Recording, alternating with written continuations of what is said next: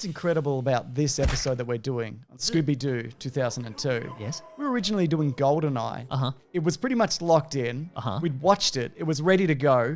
Then the tables turned on the polls on Patreon and Scooby-Doo broke ahead somehow. Why'd you even put it on the list? I don't know. I put it on there because some people were saying it. I didn't think it would actually win. So you just heard maybe from like your window someone say Scooby-Doo. Exactly. Yeah. Do you think maybe it was just a man who'd named his dog Scooby-Doo? It's entirely possible. Yeah. Anyway, here we are. Yeah. This movie.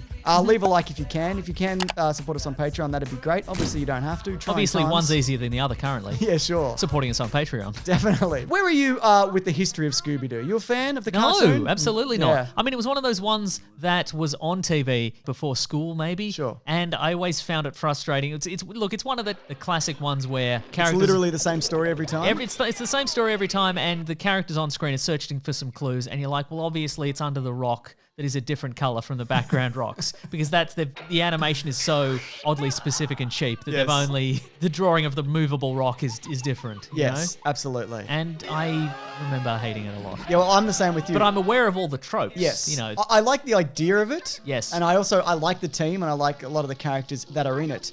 But it was a thing that I would watch if there was literally nothing else on. Yeah. But then Hanna-Barbera, the creators of Scooby-Doo, had this sort of renaissance where they did Harvey Birdman and sort of these more, no, I wouldn't say mature, but kind of like self-aware parodies of their old stuff. Space Ghost Coast to Coast. Coast to Coast, yeah, absolutely. And I guess this movie is sort of, it's not quite in that era, but it's sort of included that basket of like, hey, you remember this? We're going to make fun of it. We're all in on the joke, and let's kind of have some fun with it. It definitely feels more like a throwback, and that probably has to do with, it was a long time coming, this live action version. Right. In the 90s, Jim Carrey was going to be Shaggy, Mike Myers was going to be in at one point, Kevin Smith was going to direct it. All of those things are the most 90s things I could have said. But this is the most 2002 thing that's ever been. It certainly is. I mean, the cast alone. Yeah. If there's it's one a good thing, cast. It's a terrific cast, and every one of them, we may as well name them, because if we don't, people will be like, why didn't you name that person specifically? Matthew Lillard is in this. The SLC punk himself. He's in a movie called SLC Punk. Okay. I don't know if you've seen that. I thought you were going to say Hacker's Own. Oh, he's also in Hackers. Yeah. Sorry, he's also in Hackers. He's also in memes now. He's in a lot of memes. Freddie Prinze Jr. Yep. Sarah Michelle Gellar, real life couple. I was going to say Freddie Prinze Jr. of Wing Commander fame. Oh my God. And Matthew Lillard. Oh, yeah. Wing Commander fame, yeah. Linda Cardellini. Great. Was terrific. Neil Fanning as the voice of Scooby-Doo. And Mark McGrath as himself. Sugar Ray's own. We rehearsed that. No, we didn't. But everything we do is spontaneous, James. How dare you? Okay, so the reason Sugar Ray is in this... It's because it was 2002. Yeah, but also they wanted Weezer. No! Hey man, I have no problem with Sugar Ray. Yeah. And I especially like that, what he does now, he goes on the celebrity cameo and he does breakups for you if you need them. Wow. But also... If you're too much of a coward. Have you seen the viral video where somebody calls him Sugar Gay? Yeah. As a kid and he goes mental? Yeah. I mean, he probably gets that a lot. I'd imagine it would add up. Also, I just want to clarify a couple of things. One, I did enjoy this movie. I don't know how you thought I was going to feel about this movie. Sure. But secondly, I'm sure there are people who are watching this video who were not born when this movie came out. Yeah. So they're not aware of the era that was 2002. This is 2002. Yes, that's this movie. right. Like, if you're looking at it and like, why are people dressed like this? Why is their hair like this? Why are people saying the things they're saying and acting the way they're acting? It's just all we had. Yeah, you forget. Yeah. You don't realize when you're in it. Exactly. But looking back... If there were haircuts that were just like a really sort of violent center part and then it was long, there were haircuts where people made like 100 little spindly Individual spikes on yeah. their head. There were people who wore like Argyle sweaters and big cargo shorts together. Yeah. It's just the way we lived. It was hand in hand. Yes. I hated this. And I know it's a throwback. And I know there's a lot of love for this. Yes. And it's exactly what it's supposed to be. Yep. You cannot fault this for being Scooby-Doo down to an absolute T. Apparently it's not, though. It's not how it was originally intended to be. Was it supposed to be darker? It was intended to be darker and sort of not R-rated, but more kind of like, more an incisive parody, I think. And I feel there are touches of that. And apparently... No is the answer. Everybody apparently signed on. All the actors signed on. It feels like that. Expecting it to be, you know how now we always get grim fan reboots, like, there was that grim fan reboot of Power Rangers and stuff like that.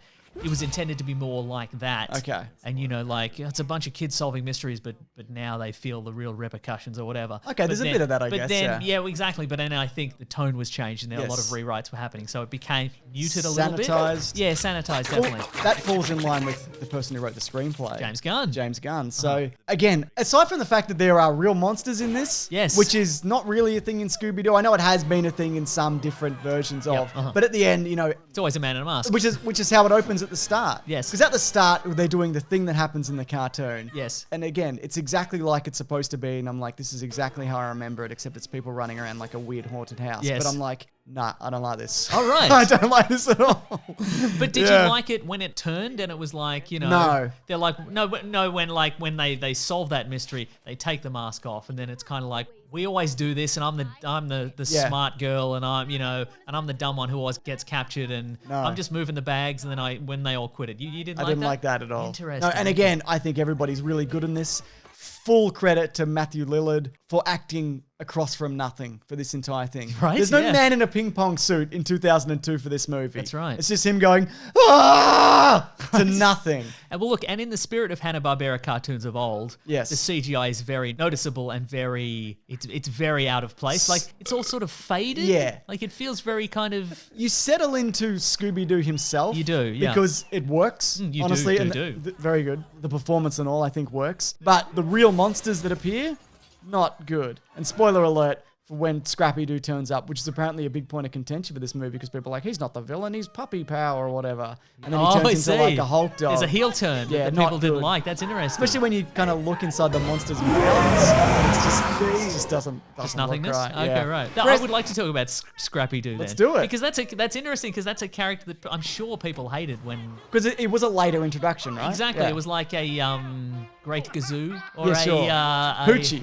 Poochie's a good, the perfect example. Yeah. But then, of course, nostalgia's caused people to go, how dare you change this guy into the villain? Yeah. Come on. Come on. It's characters, everyone hated this when it came out. I did- Everyone hated the cartoon. To be fair, the one joke I kind of liked in this when they were like, he's not even a puppy. He's just got He's got a gland some kind disorder. of weird disorder where he stayed small and mean. I'm Yeah. like, that's pretty funny. But here's a question for you. I'm ready. Does it depress you that if Scooby-Doo was real, he would be long dead by now?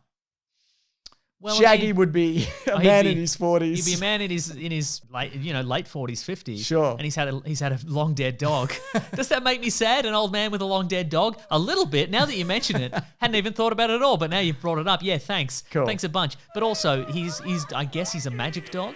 Yeah, well, he So- talks, doesn't he? Yeah. I just feel like this movie, and please don't ask me specifics on this because I don't have any. It doesn't make any sense. Like none of the Be character. specific. No, none of the character motivations, Right. like the interactions between people, the plot, the villains, how there's real monsters, and it's like a diamond in a dog's chest that turns him into a Hulk dog. Magic.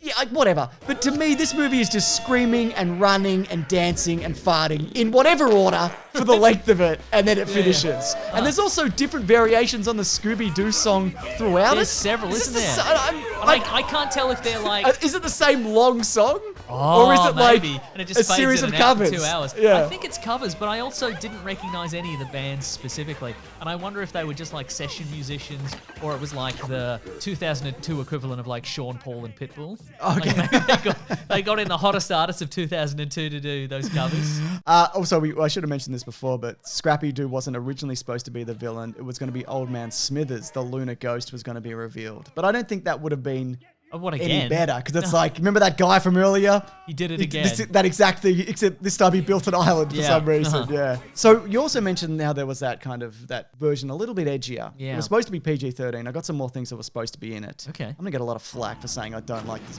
crap. I think you film. might be. Yeah. Well, good. I mean, I didn't love it, and I doubt I would have gone and watched this on my own. For me, there was enough in it to warrant the watch, I think. Okay. Fair enough. But I also feel like it could have been much greater, especially if they'd gone with this angle. For people who have never seen it, you should probably track down Mystery Team, which is The Donald Glover. it's a sort of an original take of kid mystery solvers who grew up and never quite outgrew that. Yeah. Whereas the rest of their world did. Yeah, it's got Derek comedy, which includes Donald Glover. and 2 other people who And are 2 also great, whose names escape me right now. But who are also great, yeah. Yes. So the PG-13 version was going to be, Shaggy was going to be a stoner, which is always kind of implied in Oh all my these God. things. But in this one, instead, he just falls for a woman named Mary Jane. That's right. Played by Australia's own Isla Fisher. So she's got a ghost in her or something, or a monster. Yes. And there's a bit where you see kind of under her face. Yes. So when this soul gets pulled out of them and the monster gets in, there's a monster wearing it like a skin or what?